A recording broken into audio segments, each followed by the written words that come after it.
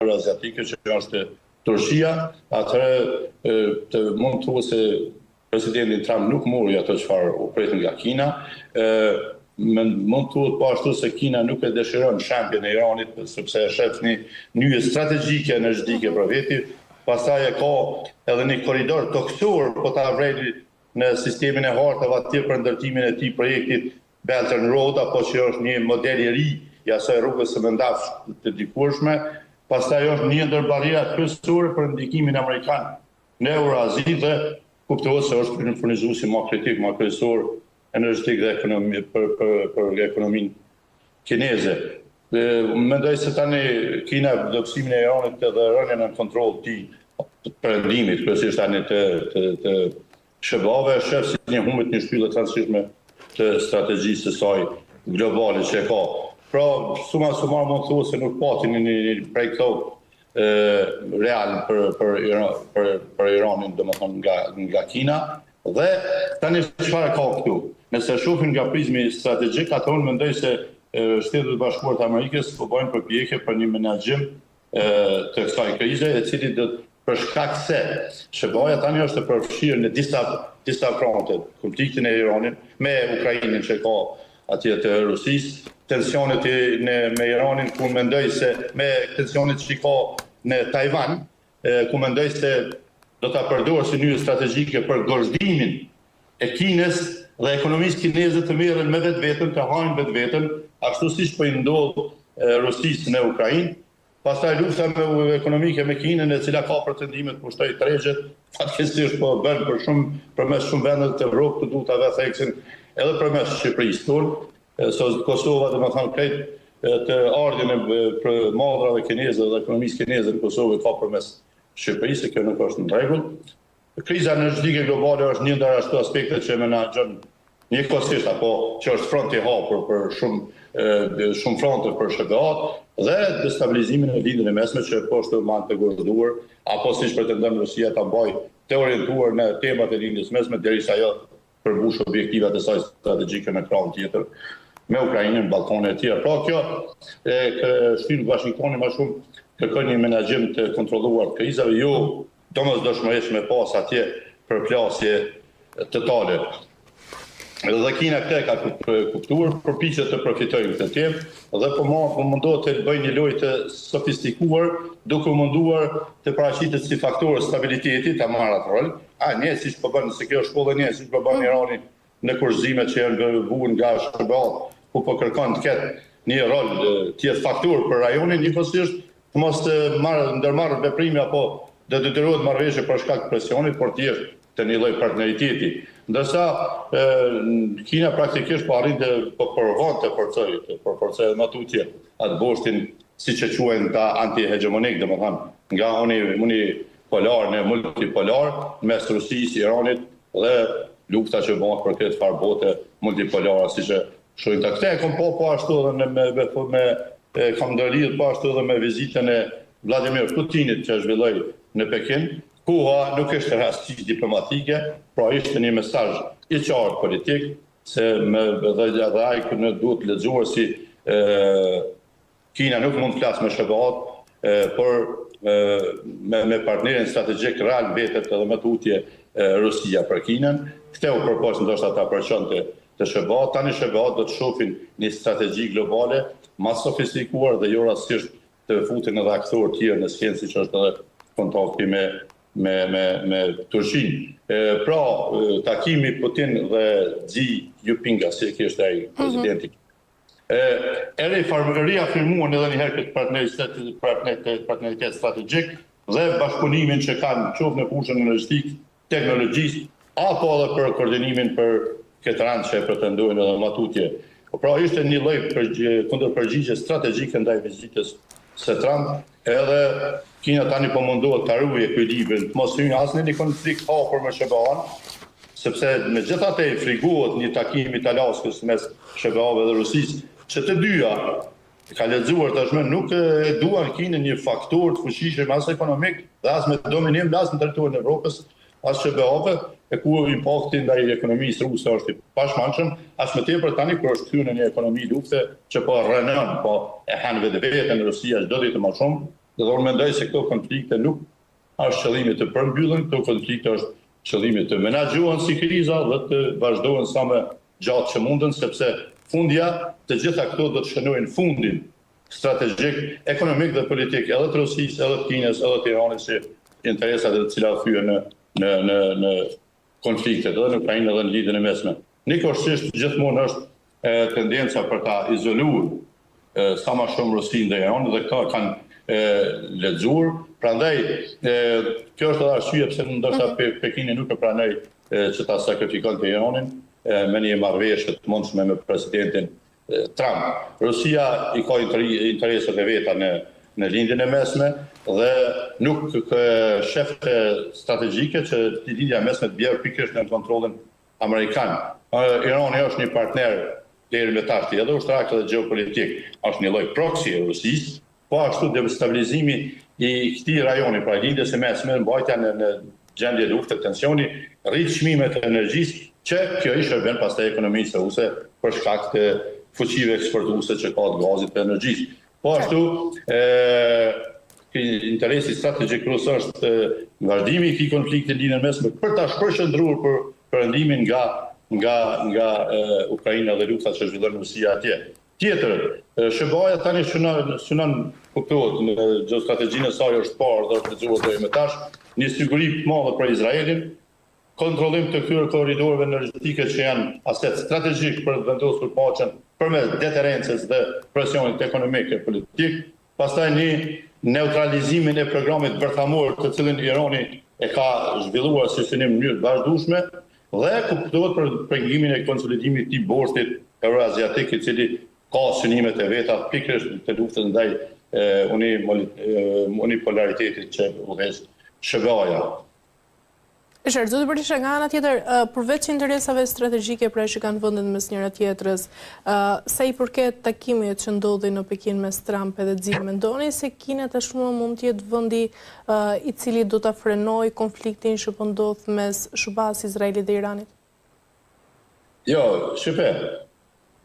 na duhet me SBA tani ka një pozicion, duhet marrë një pozicion tjetër, sepse u pa se Kina nuk e mbështeti këtë ide, domethënë për një pengim qoftë karakterit ekonomik se kjo është ajo që mban Iranin të fuqishëm, mbështetja që vjen drejt për drejt për shkak të interesave po ashtu ekonomike të Kinës në Hormuz, pastaj në kanalin e Malakas, i cili nuk përmendet shumë, por ai ka një përqindje më të madhe të çarkullimit të energjisë dhe çarkullimeve të tjera ekonomike. Pra, tani SBA-ja duhet të kthehet halatëve perëndimor dhe duhet të është një si tam kjo konflikti nuk është më vetëm me Iranin, por është edhe me tërë borstit që përmendëm Kinë, Rusi dhe Irani që përbëjnë atë BRICS-in. Ky nuk është një blok klasik siç është ai NATO-s, pra që ka mision mbrojtës. Kjo është një aleancë interesi. Pra, Kina ka nevojë për energjinë, Rusia ka nevojë për treg, për mbështetje teknologjike sepse nuk e ka të avancuar dhe Kina është aleati kryesor. Pastaj Irani ka nevojë për një mbështetje strategjike sepse është në një pozicion të proxit që luan rol në tërë botën atje lindjes së mesme, në botën arabe, kështu që kanali kriza e Hormuzit i ka retensione që po marrin atje në Iran, kanë tronditur edhe tregjet energjetike, por edhe zinxhir global të furnizimit. Pra Kina është importuesi më i madh i energjisë nga Irani. Prandaj edhe Pekini nuk mund të lejojë që luftën që atje të ketë një luftë pa kontrolluar, nuk është as në interesin e saj strategjik. Mirë, po megjithatë po mundohet të luajë rolin e një sistem faktori stabilizues, një rol shumë sofistikuar që po prishet e që ja dha shansin e fundit, po duket presidenti Trump, e tani do të përballet me një strategji të re, e cila mos harrojmë se Tajvani dhe fuqizimi i Tajvanit në aspektin ushtarak dhe teknologjik mund ta mbajë Kinën të lidhur për vetveten apo në ta sjellë në një pozicion njëjtë siç është sot Rusia me Ukrainën. Pra, ajo që ishte realizme dhe që synoi presidenti Trump ishte bashkëpunimi minimal me Kinën për me mujt pastaj me menaxhu plotësisht edhe krizën e Iranit. Mirë po më duket se edhe në anën e presidentit kinez, por edhe aty rus, është se ky luftë shumë frontshë e SBA-ve është një tendencë për një zgjatje sa më të madhe të konsumimit strategjik të SBA-ve në disa fronte njëkohësisht, edhe për pastaj për të arritur hapësirën globale për Kinën. Tashti kjo ndoshta ishte edhe arsyeja pse bisedimet e prodhuan pak a shumë një farë ulje të përkohshme këtu tensionesh, pastaj filloi të duk sikur ka një koordinim minimal për stabilitet energjetik, të cilin e përfiton Kina duke munduar ta luajë këtë rol sofistikuar. Mirë, po nuk mund të ketë një marrëveshje strategjike afetgjate.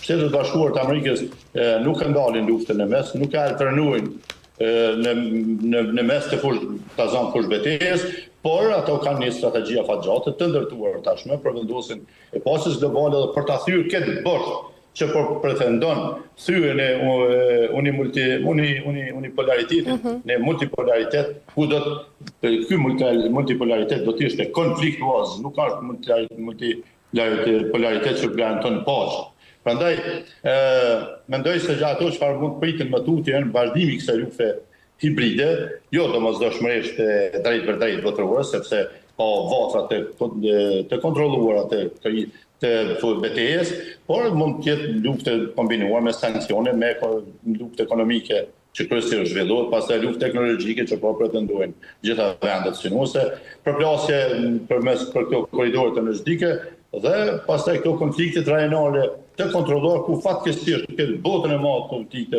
edhe në përplasje çfarë në Kosovë apo në çështjet politike të Kosovës do ta krijonte një shkëndijë dhe një zhurmim ndërkombëtar që në çdo si të ta marrim, në çfarëdo konteksti është interes rus. Pra, forcimi i këtij varboshtit të kinezo-rus e ka sidomos në fushën e energjisë, inteligjencës artificiale që është hyrë tash në mekanizëm për bërë luftën propagandistike që është vetije pikërisht e regjimeve totalitare. Pastaj tendencat për pagesën e jashtë dollarit, për devalvim dollarit apo hyrjen e petrol dollarit, e tjetër koordinimi diplomatik që po ndodh në vendet që ushqejnë këtë frym, unë mendoj se janë edhe synimet për ta forcuar boshtin ruso-kineze që nuk është në shërbim të interesave as të paqes botërore, as të një stabiliteti ekonomik botëror, e në këtë kontekst as të botës shqiptare përgjithësi. Irani dhe matutje do të mbetet batër kyçe për plasjeve globale dhe është ajo sepse është ajo nyja lidhëse mes lindjes mesme, Azisë qendrore, Rusisë, Kinës dhe korridoreve detare globale. Kështu që përpjekjet e SBA-s besoj se duhet të jenë edhe më tutje për ndarjen e Kinës nga Irani dhe Rusia, dhe ky do të ka qenë edhe vizitëja së vizite që pati presidenti Trump. Pra ajo çfarë po shohim, çfarë po ndodh, është një tranzicion historik nga një rend unipolar amerikan i paqes dhe stabilitetit drejt një rendi multipolar dhe konfliktual që synojnë boshti euroaziatik. Dhe lindja mesme është ajo fusha kryesore ku ky tranzicion po testohet në një formë shumë të ashpër. Zoti Berisha, nga ana tjetër diskutimet për skenaret që variojnë pra nga bllokimi detar deri te pushtimi i drejt për drejt tregojnë këtu se opsionet ushtarake nuk janë më tashmë hipotetike, por pjesë e planeve konkrete nga ana e SBA-s. Pra në këtë rast, sa afër jemi pra realisht një operacioni ushtarak të hapur nga Shtetet Bashkuara të Amerikës drejt Iranit, pavarësisht se ishte planifikuar një sulm, por nga deklaratat e fundit të presidentit Trump është informuar se disa vende të gjirit e kërkuan që ta shtynin këtë sulm ndaj Iranit. Ne kemi biseduar edhe më herët, kanë qenë 3 hapa të pritur, ka qenë para deterenca përmes presionit ekonomik dhe politik, të cilin në deklaratat e tij përfaqësuesi i Iranit e pati theksuar se ne jemi dakord të arrijmë një marrëveshje, por jo nga presioni, pra të trajtohen si fakturë në rajon dhe me qenë se kjo nuk u arrit ndërkohë, u vendos një paqe jo stabile, atëherë kemi pas hapin e dytë, që ka qenë një përshkallëzim i kontrolluar. Pra, SBA-t kanë përdorur goditje të objektivave kyçe me një precizitet kirurgjikal për t'i treguar dominancën dhe koncentrimin i trupave supremacisë ushtarake amerikane, qoftë në det, qoftë në ajër, qoftë në tokë. Pra, një angazhim i plot i C4I ICR tregon se Shtetet Bashkuara të Amerikës janë të gatshme edhe për opsionin e një konflikti të kontrolluar, për shkallëzimit të kontrolluar të konfliktit, por jo për të shkuar në atë do të quajë një luftë gjithëpërfshirëse globale, sepse ajo nuk është interesin pastaj jo vetëm amerikan, por nuk është interesin as të botës dhe zhvillimit ekonomik saj, po është interesin as edhe atyre aktorëve kryesor që po përballen për ju thyrë interesat në luftën e lindjes mesme, e që janë Kina, India dhe Rusia. Që të trija këto kanë synimet e tyre në raport me konfliktin e lindjen e mesme, dhe ju e dini se në radhën e parë kur u godit centrali bërthamor, vrapuan Kina për siguruar për të ruajtur kanalet e saj të furnizimit me energji. India u dorëzua dhe deshi të jetë pjesë e deterrencës dhe vendosjes paqes për shkaqet ekonomike të veta në raport me këtë zonë, dhe Rusia që ka këtu interesat e veta gjeostrategjike, ne kemi folur për dy boshtet në cilat pretendon të izoloj në atë gjeostrategjin ruse dhe të boshtit euroasiatik të izolimit të Amerikës, pra njëra ka qenë lindja mesme dhe Indo-Pasori, dhe pjesa tjetër mbetet Ballkani dhe izolimi i ishullit të diamantëve dhe dalja në Atlantik dhe izolimin e të dy kohat i shërbave. Mirë po shifni se kjo gjeostrategji ruse është e identifikuar dhe tani po i prehen rrugët dhe kjo do të mbajtja, do të ndodhë mbajtja në një konflikt afatgjatë të Rusisë. Lufta në Ukrainë mund të përmbyllë me një marrëveshje shumë shpejt, mirë po kjo është lufta që natën e parë të sulmit kam pas një intervistë në një nga televizionet tuaj dhe kam pas një përkufizim tillë që po përsëris edhe tani pas sa vitesh luftë që po bën atë nga viti 22, se do të jetë varri i Rusisë. Ukraina do të jetë varri i Rusisë. Edhe lindja mesme dhe konflikti në Iran do të jetë varri edhe i Kinës, edhe i Indisë, edhe gjithë anëtarëve të BRICS-it që pretendojnë të mbajnë interesat e tyre gjeostrategjike në lindjen e mesme dhe Indo-Pasor. Zoti Berisha, nga ana tjetër, pavarësisht se Irani pati një propozim pra me 14 pika, kjo nuk u pranua nga ana e Shtetit Bashkuar të Amerikës, por ka një tjetër plan që është paraqitur nga ana e Iranit dhe në këtë rast, nëse nuk do të pranohet sërish, çfarë mund ndodh me negociatat për Trump-Iran nëse do të kemi një dështim? Tani, asnjë marrëveshje që ofron Irani nuk përbën bazë të mjaftueshme dhe të sigurt për një stabilitet afatgjatë, ose një marrëveshje të qëndrueshme. Pra, nuk është Irani ai që vën kushtet. Ne duhet ta kuptojmë një gjuhën e fushbetejës, gjuhën e luftës. Kushtet i vendos i forti. Supremacinë ushtarake, toksore, detare, ajrore sot në rajon e kanë Shtetet e Bashkuara të Amerikës. Leni me një anë këto gjujtit e raketave, sistemet raketore që posedon Irani, që i ka donacione të vetë Rusisë, Kinës e tjera, po flasim për një superfuqi botërore që ka një supremaci plot në gjithë aspektet. Dhe tani kushtet edhe rregullat e lojës i përcakton i forti. Në këtë rast i forti është Shtetet e Bashkuara të Amerikës dhe bordi i paqes dhe vendet anëtare të këtij bordi, themeluesit të këtij bordi, duhet të jenë aktive në mbështetjen e shërbave për arritjen e kësaj marrëveshje, e cila do ta vendoste pastaj paqen globale, jo mbi kushtet e Iranit. Çfarë kemi thënë edhe po përsëris. Nuk mjafton vetëm presioni, qoftë i natyrës së deterrencës, pra ekonomike, politiku, ta dijon edhe ushtar, por duhet shoqërohet me një program ekonomik i cili pastaj do ta resilient, do ta rikuperonte situatën në Iran dhe në lindjen e mesme. Pra një program ekonomik që do të ofronte zhvillim, por edhe transformim dhe reforma brenda sistemit të sigurisë së Iranit. Pra, nga një gardë nacionale atje karakterit ideologjik, t'i kthejnë në forcat të rregullta ushtarake me kontroll civil demokratik, siç i kanë në këtë vendet e botës demokratike, dhe të kthejë dhe të instalohet demokracia dhe parimet e demokracisë dhe të lirohen qytetarët e Iranit nga tirania me cilin e udhëheqën deri më tani. Unë kur ka ndodhur rastja e generalëve të parë, ajo është konfirmuar se këtu kemi të bëjmë me një bashkëpunim të plotë të inteligjencës iraniane me Shtetet e Bashkuara të Amerikës. Pse? Sepse atje një popull i tërë përmbahet në totalitaritetin e këtij regjimi totalitar, i cili është më shumë i karakterit ideologjik se sa demokratik e politik. Pra, kjo reformë duhet të ndodhë pa reformim të sistemit të sigurisë. Nuk mund të ketë stabilitet politik, me si pasojë ka stabilitet ekonomik pastaj. Kjo duhet pastaj të shoqërohet me një plan Marshall apo një projekt ekonomik amerikan i cili do ta stabilizonte në aspektin ekonomik dhe nëse si ti nuk bëhet, është një natyrë, një frymë e njëjtë siç është ai projekti që ofroi për gazën.